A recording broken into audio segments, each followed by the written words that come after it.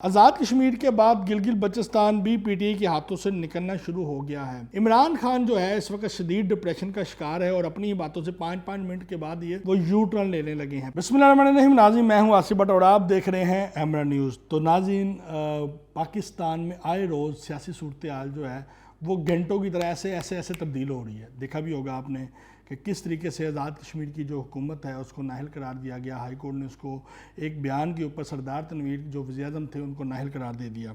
तो इसी तरह पाकिस्तान भर में सियासी जो सूरत हाल है वो मिनटों सेकंडों में जो है वो तब्दील होती नज़र आ रही है। और कहते हैं कि जी जैसे जैसे वक्त गुजरता जा रहा है हर चीज़ तेज़ रफ्तार होती जा रही है। इसी तरह सियासत जो भी है पाकिस्तान की वो भी तेज़ रफ्तार होती जा रही है। और इसके साथ मैं आपको ये भी बता चलूँ कि इमरान खान की इस हवाले से एक और जो साजिश है वो पकड़ी गई है। पीटीआई के चेयरमैन इमरान खान ने अपने रहनुमाओं को आईएमएफ को ख़त लिखने की हिदायत कर दी है कि वो मुख्तलिफ जो उनके मिनिस्टर थे उनको कहा गया है जी, जैसे शौकत तरीन है और मुख्तलिफ जो वज़रा हैं उनको कहा गया है जी कि आईएमएफ को ख़त लिखें कि वो किसी तरीके से भी पाकिस्तान को एनओसी ना दें, डिक्लेयर ना करें। और इस हवाले से मुख्तलिफ ममालिक की जो हुकूमतें हैं उनको भी जो है ना ख़तो ख़ताबत उनसे भी की जा रही है पाकिस्तान की इमेज को जो है वो बदनाम करने के लिए, उसकी साख को बदनाम करने के लिए।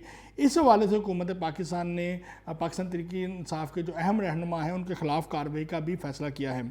आज़ाद कश्मीर के बाद गिलगित बल्चिस्तान भी पीटीआई के हाथों से निकलना शुरू हो गया है।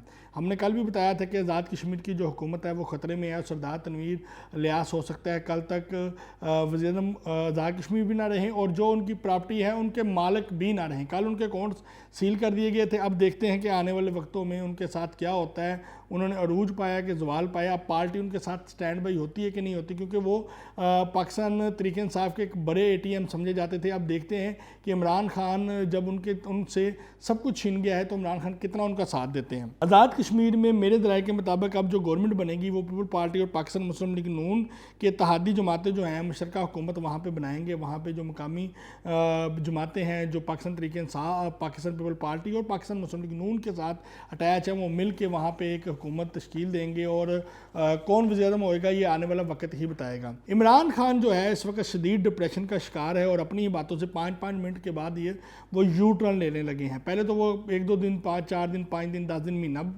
महीने बाद लेते हैं ना यू टर्न, उन्होंने 5-5 मिनट बाद लेना शुरू कर दिया। एक ही हल्के में कई उम्मीदवारों को टिकट देने का वादा कर लिया, यानी कि एक ही हल्के में 5-5, 7-7, 2 से 3 लोगों को टिकट देने का वादा कर दिया। हर बंदा अपनी टिकट उठा के भागा हुआ है और ऐलान कर रहा है जी मुझे इमरान खान साहब ने क्लियर कर दिया है।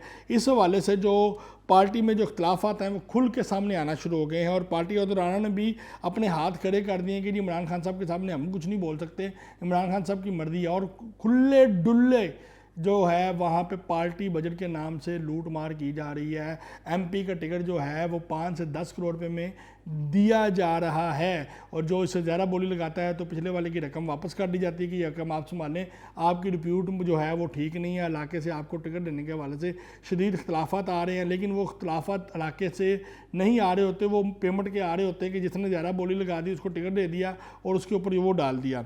और इस हवाले से पीटीआई में जो दरारें हैं वो बड़ी खौफनाक हद तक फैल रही हैं और टिकटों की तकसीम में पार्टी को बखेरना शुरू कर दिया है। अब देखते हैं कि ये पार्टी जो है कब तक अपने पाँव पे खड़ी रहती है। और एक तरफ से आज़ाद कश्मीर भी इनके हाथों से निकल गया है, गिलगित बल्चिस्तान भी निकल गया और पार्टी में भी दरारें पैनी शुरू हो गई हैं। अब देखते हैं कि आने वाले मुस्तक़बिल में इमरान खान क्या हिकमत अमली अपनाते हैं कि वो हुकूमत में आएँ या अपोजिशन में आएँ, किस तरीके से वो अपनी बेहतरीन हिकमत अमली के तहत अपनी सियासत को बचाने में कामयाब होते हैं। इसके साथ ही नाज़रीन अपने मेज़बान मोहम्मद आसिफ भट्ट को इजाज़त दें। हमारे टीवी चैनल को सब्सक्राइब करना ना भूलें। पाकिस्तान जिंदाबाद।